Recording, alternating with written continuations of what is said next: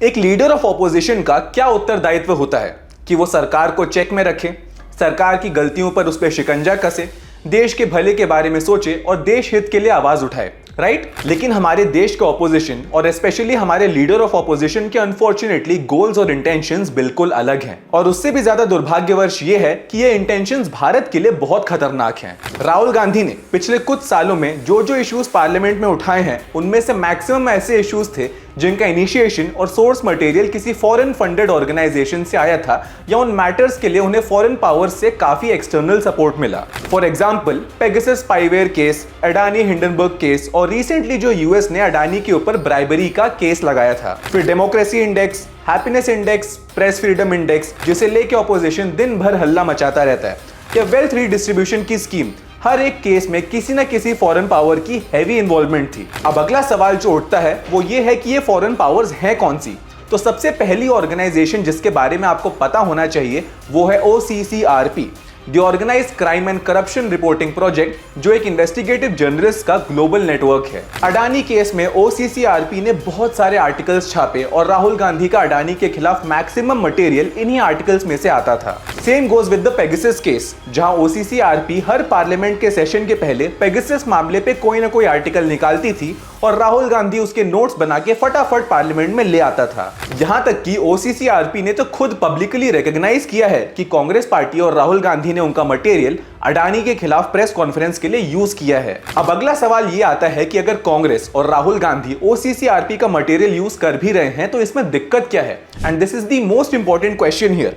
तो दिक्कत जानने के लिए हमें यह देखना पड़ेगा कि OCCRP को फंडिंग आती कहां से है। तो रिसेंटली मीडिया पार्ट नाम की एक फ्रेंच इन्वेस्टिगेशन मीडिया ग्रुप ने यह खुलासा किया कि यूएस गवर्नमेंट और OCCRP के हिडन लिंक्स हैं और साथ ही साथ उन्हें यूएस गवर्नमेंट से बहुत ही हैवी फंडिंग भी मिलती है। और ना केवल यूएस गवर्नमेंट बल्कि OCCRP को एक और सोर्स से फंडिंग मिलती है, एक ऐसा व्यक्ति जो भारत का बहुत बड़ा दुश्मन है और हमारे प्रधानमंत्री को हटाने की जी तोड़ कोशिश में लगा हुआ है।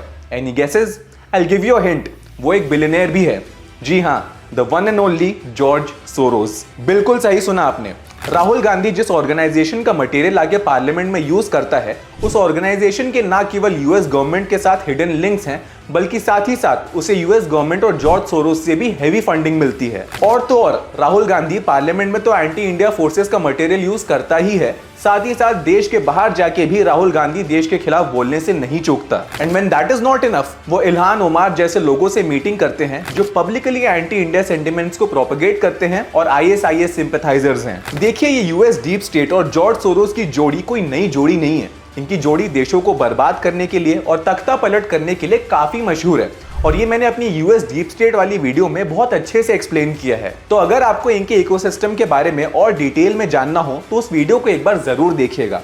आपको इस पूरे सब्जेक्ट के ऊपर डेफिनेटली और क्लैरिटी मिलेगी। अब एक बार आते हैं इंडेक्सेस पे। तो डेमोक्रेसी इंडेक्स में इंडिया का रैंक है 104, नाइजर देश के भी नीचे जहां मिलिट्री रूल है और कुवैत के भी नीचे जहां की पार्लियामेंट ही डिसॉल्व हो गई थी। हैप्पीनेस इंडेक्स में इंडिया का रैंक है 126, पाकिस्तान, यूक्रेन और पैलेस्टाइन के नीचे। जी हाँ, और प्रेस फ्रीडम इंडेक्स में तो भारत का रैंक है 161, जो तालिबान रूल्ड अफगानिस्तान से भी नीचे है जहां प्रेस एग्जिस्ट ही नहीं करती। अब इसके लिए तो मुझे आपको कोई प्रूफ या लॉजिकल एक्सप्लेनेशन देने की भी जरूरत नहीं है ये समझाने के लिए कि ये ऑर्गेनाइजेशंस ये जो बुल क्रैप रैंकिंग्स निकालती हैं वो भारत के खिलाफ किस लेवल का प्रोपेगेंडा चला रही हैं। अगर मुझे as a small content creator इतनी इंफॉर्मेशन मिल गई कि कौन किससे कनेक्टेड है और कौन भारत का अच्छा चाहता है और कौन बुरा, तो आपको क्या लगता है कि हमारे देश के ऑपोजिशन और उसके लीडर के पास ये इंफॉर्मेशन नहीं होगी?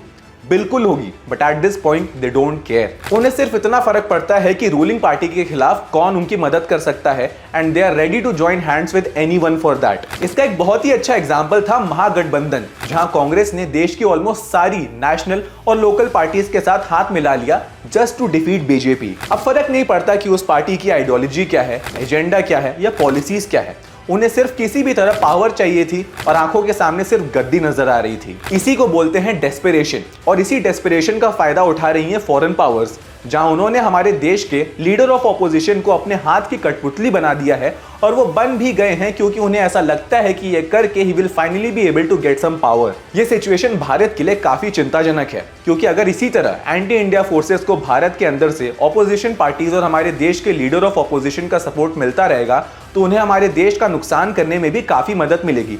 And as a developing nation ये हमारे लिए बिल्कुल भी सही नहीं है। उम्मीद करता हूं कि भारतीय सरकार जल्द से जल्द इसका कोई उपाय निकालेगी। जय हिंद।